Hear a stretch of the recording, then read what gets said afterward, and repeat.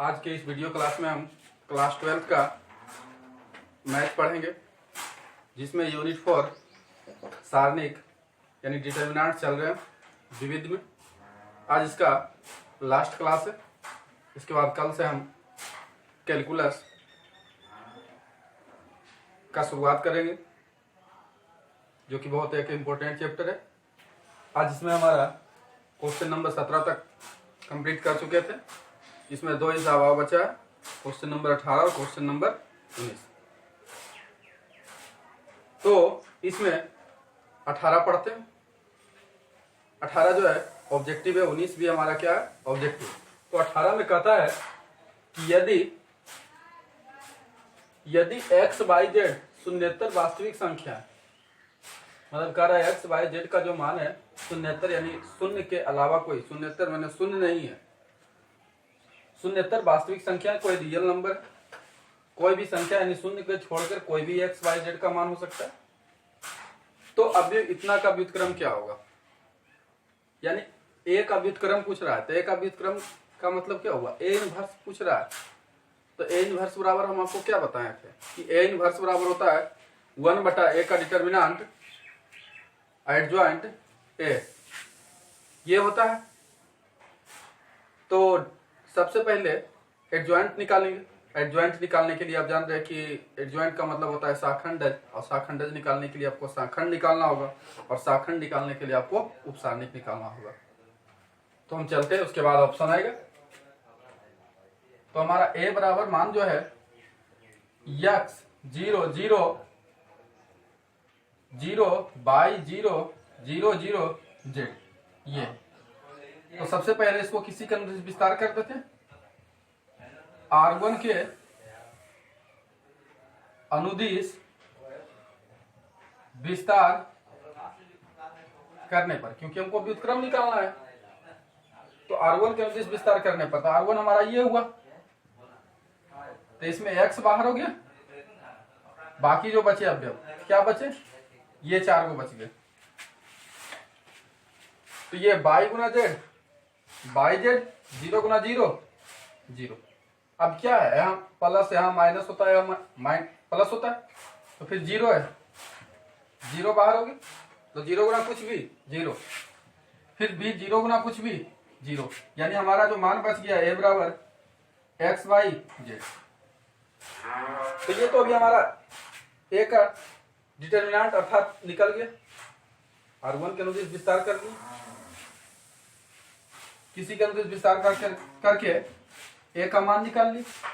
अब हम व्युत्क्रम निकालने के लिए उपसारणिक निकालेंगे, यानी कहने का मतलब m11 निकालेंगे, m12 का निकालेंगे, m13, m21 और m22, m23, m31, m32 और m33।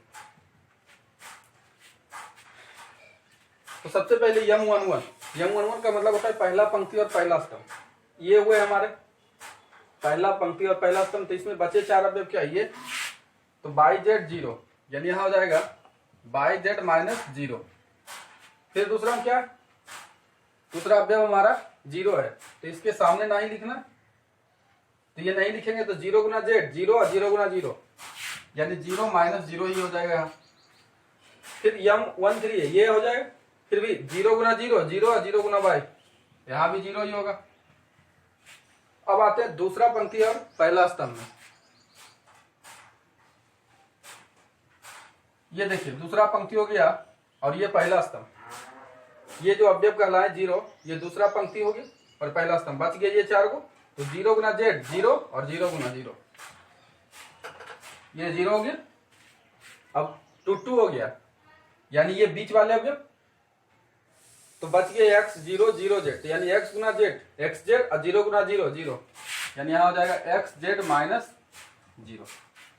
अब आगे दूसरा पंक्ति तीसरा स्तंभ, तो ये 0 हो गया, क्योंकि इसके सामने ये दूसरा पंक्ति हुआ तीसरा स्तंभ, तो 0, तो इसके ऊपर नहीं लिखना है, मतलब स्तंभ को नहीं लिखना है, उसके सामने पंक्ति न। तो बच गया x 0 0 0, तो x गुना 0 0 और 0 गुना 0, सब 0 होगा। 0 ज्यादा होने के कारण इसमें 0 हो रहा है।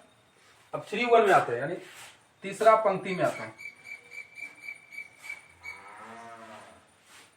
तो ये हमारा हो गया तीसरा पंक्ति और ये हो गया पहला स्तंभ। ये 4 को बच गया। अब जब तो 0 गुना 0 अब i गुना 0 0 हो जाएंगे। फिर देखिएगा 3 2 ये बीच वाले, तो x गुना 0 0 और 0 गुना 0 0। अब 3 3 आते हैं, ये तो x गुने बाई x बाई और 0 गुना 0 0। इस तरह से हमारा मान उपसारणिक निकल गया, यानी बाई जेड आ गया।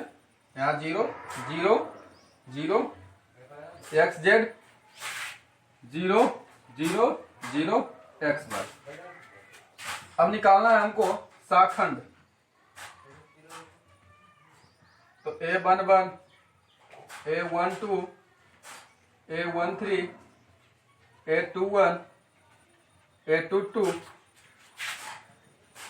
A23 A31 A32 A33। ये शाखंड को स्प्लिट करता है -1 सब में।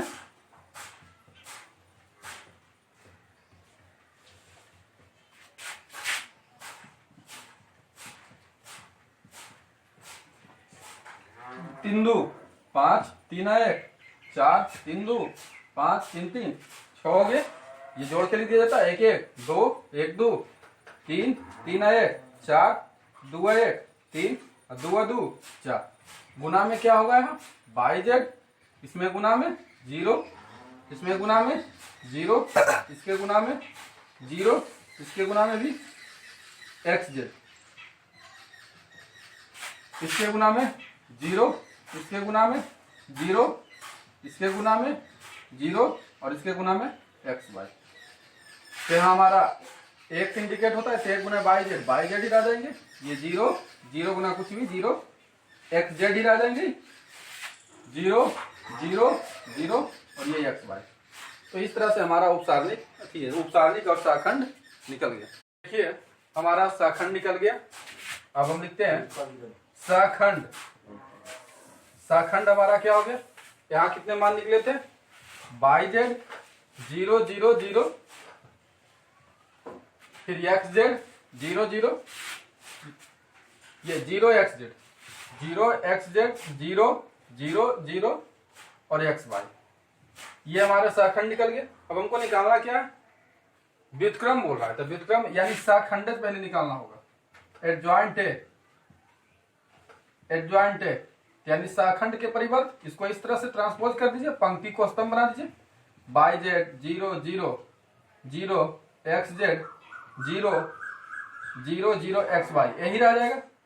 शाखंड का इसमें जब ट्रांसपोज करिएगा, परिवर्त करिएगा तो ही मान जाएगा, क्योंकि इसमें बाकी जगह शून्य है। अब हम निकालते हैं ए इनवर्स। तो ए इनवर्स बराबर 1/a का डिटर्मिनेंट एडजॉइंट ए। तो ए का डिटर्मिनेंट क्या निकला था एक्स बाई जेड, एडजॉइंट क्या है by Z 0 0 0 X Z 0 0 0 X Y, ये हमारा निकला।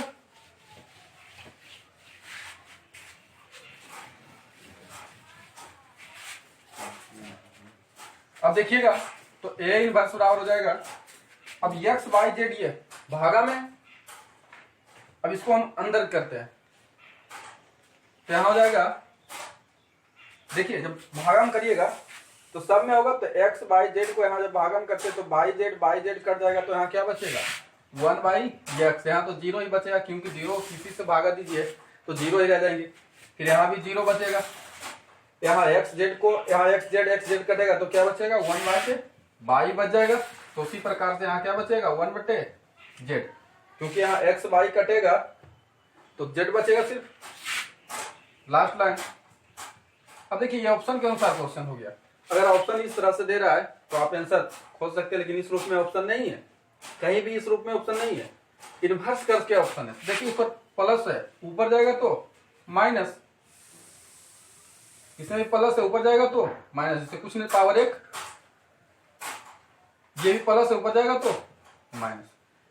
तो इस तरह से हमारा ऑप्शन नंबर ए हो गया। लास्ट था हमारा क्वेश्चन नंबर 19। देखिए हमारा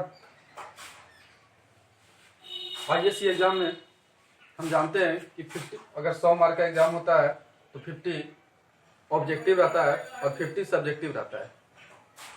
तो इस कारण से और स्टूडेंट सब्जेक्टिव में कहीं नहीं फंसता है, लेकिन ऑब्जेक्टिव में थोड़ी सी गलती में 1 नंबर चल जाता है, और ऑब्जेक्टिव जब सॉल्यूशन हो गया तो सब्जेक्टिव में कहीं भी दिक्कत आपको नहीं होगी, इसमें ऑप्शन भी ढेर सारा रहता है। तो देखिए क्या कहता है कि यदि ए का मान इतना दिया हुआ है और ये जो थीटा है, यानी यहाँ जो अंदर में मान है थीटा का मान जो है ये 0 से बड़ा या बराबर, यानी थीटा का मान आप 0 से बड़ा या बराबर, लेकिन 360 से छोटा या 360, यानी आप थीटा का मान 0 से लेके 360 तक आप लिख सकते हैं। इसका मतलब ये हुआ, तो इस सारणी का मान क्या होगा? क्या डिटर्मिनेंट ए बराबर 0 आएगा? क्या इसका हल करके 0 आएगा इस स्थिति में? क्या डिटर्मिनेंट ए का मान 2 से लेके इन्फिनिटी तक आएगा? मतलब बिलोंग्स टू, ये सदस्य इंडिकेट कर रहा है, क्या 2 से इन्फिनिटी आएगा? इस तरह के मान बोल रहा है कि 2 और इन्फिनिटी के बीच में आएगा। क्या डिटर्मिनेंट ए का मान 2 और 4 के बीच में आएगा?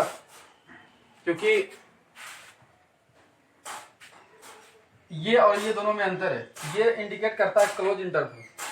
इसमें अगर 2 और 4 है तो इसका मतलब है कि 2, 3 और 4 इंडिकेट कर रहा है, यानी आप 2 भी मान हो सकता है, इसके बीच वाले हो सकते हैं और ये लास्ट वाले भी हो सकते हैं।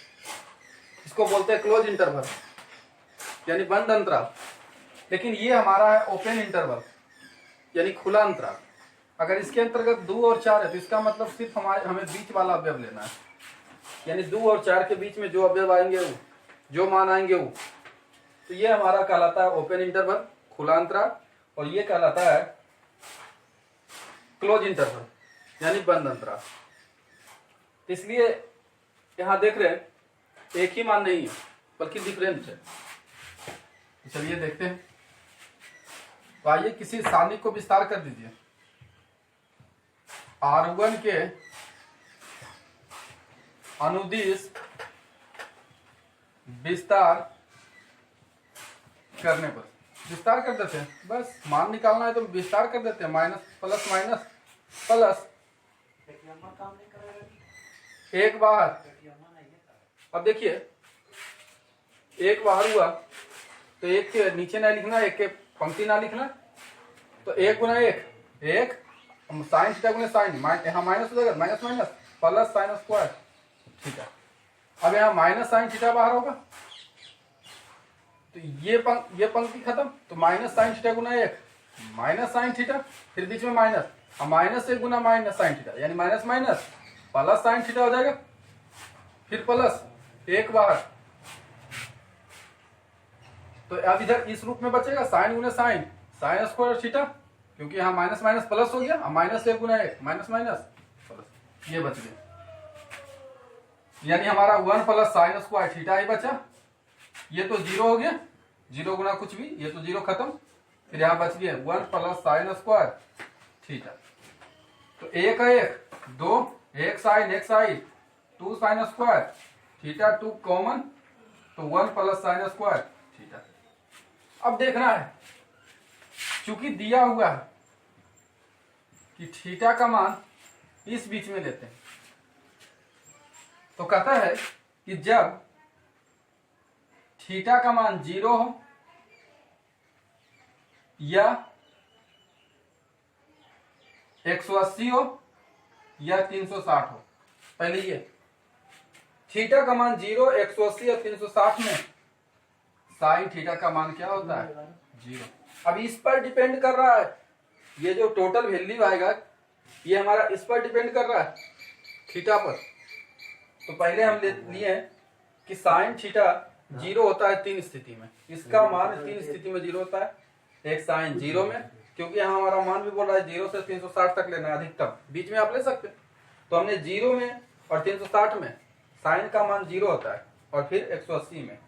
तो इस स्थिति में क्या होगा? 2 1 प्लस साइन थीटा की जगह हम क्या लिख सकते हैं? 0। तो 0 का स्क्वायर 0 यानी 2 हो जाएगा। लेकिन थीटा बराबर π/2 यानी 90 और 3/2 यानी 270, उस स्थिति में साइन स्क्वायर थीटा का मान क्या होता है? यानी इसका हल करके आने के बाद साइन स्क्वायर थीटा के बाद मान क्या होता है? या तो 90 या 270। 3π/2 का मतलब 270। जो भी हमको मान लेना है 0 से 360। 0 हमने ले लिए, 90 भी की बात भी कर ली, 180 की बात कर ली, 270 की बात कर ली, 360 की बात कर ली। ये 5 मान का बात हम कर लिए। तो 3 मान में साइन थीटा का मान 0 होता है, या आप बोल सकते हैं कि साइन स्क्वायर थीटा का भी मान 0 होता है, क्योंकि 0 गुना कुछ भी 0। उसी प्रकार थीटा बराबर π/2 और 3π/2, तो साइन स्क्वायर थीटा का मान क्या होता है? 1। तो इस स्थिति में क्या होगा, इसमें मान रखते देखिए 2 1 प्लस साइन स्क्वायर थीटा का मान क्या होता है? यहाँ 1 होता है। 1 1 2 2 दूनी 4। अब देखिए ये आया, तो इसका मतलब ये डिटर्मिनेंट का मान निकल गया हमारा। ए का मान बिलोंग्स टू, इसका मतलब बिलोंग होता है 2 और 4, क्योंकि देखिए ये मिनिमम मान कितने हैं? 2। हाईएस्ट मान के रूप में कितने हैं? 4। और अगर बीच में मान लेते हैं तो इसके बीच वाले भी मान आ सकते हैं। तो इस कारण से 2 भी आए और 4। तो शुरू 2 से हुआ, लास्ट 4 पर खत्म हुआ। तो इसका मतलब भी होता है इस इंटरवल का कि 2 3 4, यानी शुरू 2 और इस तरह से हमारा डिटर्मिनेंट आज खत्म हो गया। अब हम अगले वीडियो में कैलकुलस, आप लोग किताब तब तक थोड़ी सी कैलकुलस का एक्सरसाइज यूनिट 5 का थोड़ा सा वर्क कर लीजिएगा, मतलब थोड़ा समझ लीजिएगा। और अगले क्लास में हम कुछ फॉर्मूला देंगे, जैसे साइन का कॉस होता है, साइन का डिफरेंशिएशन कॉस होता है, कॉस का माइनस साइन, टाइन का सेक स्क्वायर एक्स, कॉट का माइनस कोसेक स्क्वायर, इस तरह से। और बहुत सारे फॉर्मूला आपको हम फिर सिद्ध करेंगे। और उससे भी हमारा एक पहले चैप्टर है लिमिट है, कंटिन्यूटी है, उसके बारे में जानकारी प्राप्त करेंगे।